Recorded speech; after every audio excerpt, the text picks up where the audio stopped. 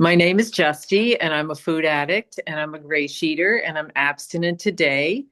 And that means that I weigh and measure 3 meals a day off the gray sheet. I write my meals down. I turn them over to my sponsor. I don't eat in between those meals, no matter what. And I do eat what I've committed. And my abstinence is truly the most important thing in my life, meaning it is my foundation. And I'm so grateful to be abstinent today, thanks to my higher power and the whole Gray Sheet Fellowship, including all of you, and my sponsor and my past sponsors who all carried me here. Um, and yeah, as I said before the recording started, my abstinence date, and this is the third time that I got abstinent in Gray Sheet, and I intend for it to be the last, is January 24th, 2010. I came back. And Gray Sheet is my way of life. I really, when I share, I like to talk more about what it's like now, and sometimes sort of harken back to what it was like. And I don't tend to tell a linear story about my childhood and all these things. But I will say that the very fact that I'm doing Gray Sheet without exception tells you that I was desperate, because people don't do this to be cute or to be healthy, not for the long term. So I suffered with this food and this food obsession. Um, and it started when I'd say it probably started when I was a teen, maybe a preteen. Um, though I do remember stealing my sister's sweets when I was way younger than that. But, I said I like to talk about more recent things. And I also like to ask my higher power what my higher power would have me focus on for each time I share, so that I could say, or just to have it channel through me, so that I could say something that will be useful to someone else to be abstinent today. Um, and if you're new to Gray Sheet, maybe you'll be curious to try Gray Sheet, or you're already doing it, maybe you'll keep doing it. That's what I would hope, that something comes out of this. Before this meeting, my friend and my friend is a Gray Sheeter, we were having a conversation about, why do I do Gray Sheet? What is my truth about that?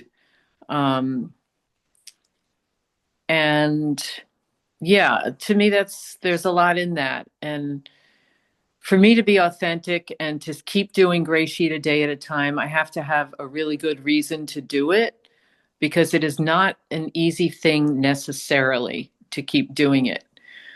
Could be very easy on a certain day, but it's not necessarily easy to keep doing it day after day, year after year.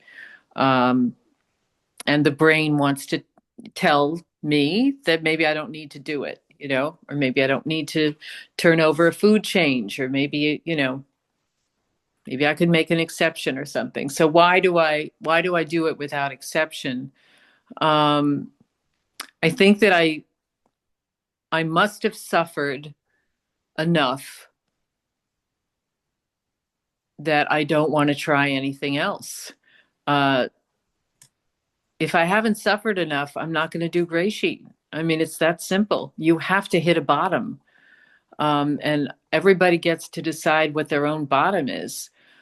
And that's why I said at the beginning, I hope that this, and I didn't say hope, I said I intend for this to be the last time that I get abstinent. Because the first time that I found Gray Sheet in 2002, I really felt that I was desperate. I mean, I remember being on the rug of my bedroom and just crying, what is wrong with me? I just couldn't understand why I felt so beside myself all the time. And it happened that like 2 days later, I found Gray Sheet. I was in regular OA. I was struggling. I couldn't stay abstinent in regular OA. I couldn't get along with my daughter, try as I would. I thought I was going to create a peaceful new home by leaving my mean ex-husband and moving into the country, but I wasn't at peace at all. I was a nervous wreck. I was anxious. And I was so frustrated with myself that I could not follow the food plan that I was trying to do with a sponsor. So it was interesting that I had that desperate moment, and then I did find Gray Sheet about 2 days later at an OA meeting. Um, so I thought I was desperate, and I did Gray Sheet really dedicatedly for 2.5 years, and then I left. So that would tell me that I had not completely surrendered to that I am powerless over food.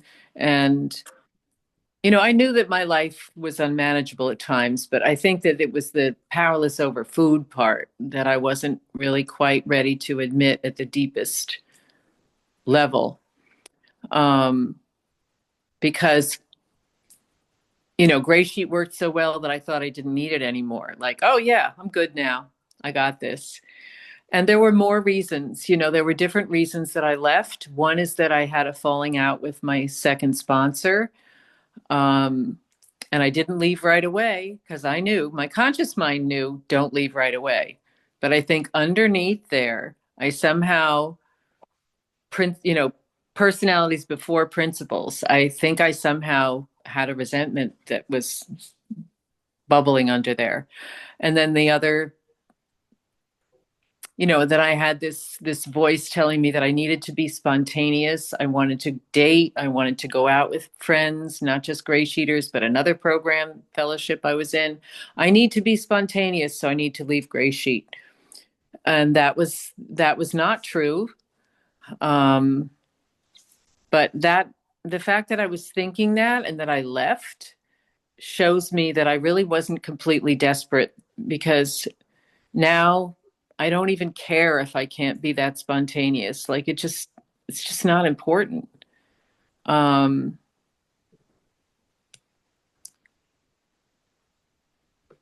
the second time, the second time I left, I became suicidally depressed, and I really went down into the food worse. And somebody who didn't come from high numbers, I found that I was able to put on 30 pounds in a month by working at a French restaurant where they gave us free leftover goodies. Um, I scared myself and I became suicidally depressed. I went through a phase where I could no longer pray. And that was very alarming to me because I had found a new higher power since I'd been in Gray Sheet, who I really felt that I was connected to. But all of a sudden, I just was like, I can't, I can't pray. I just didn't think that anything had my back at all. So there were these different phases that I had to go through.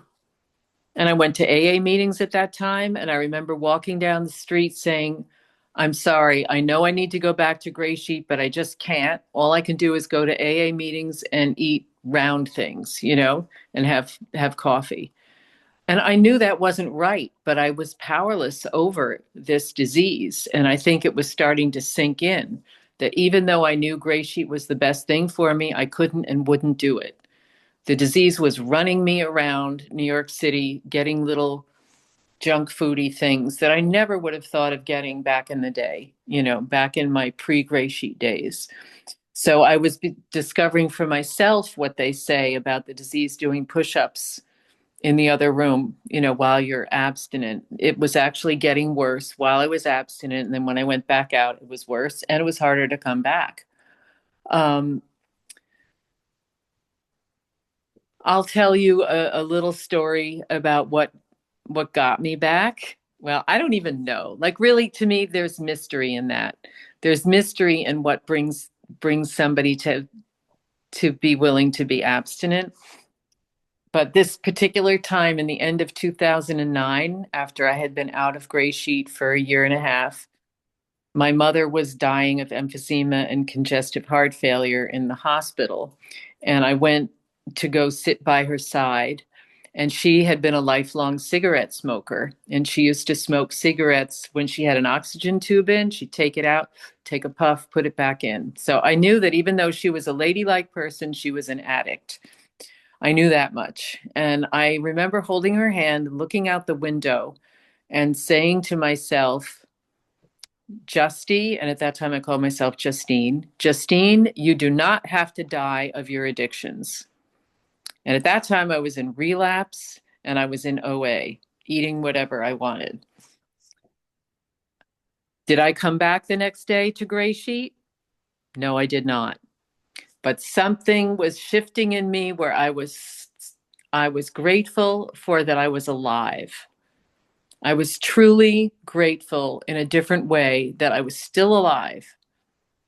As my mother was about to go, she went the next night. I did come back a month later. I don't know exactly why. It was that day.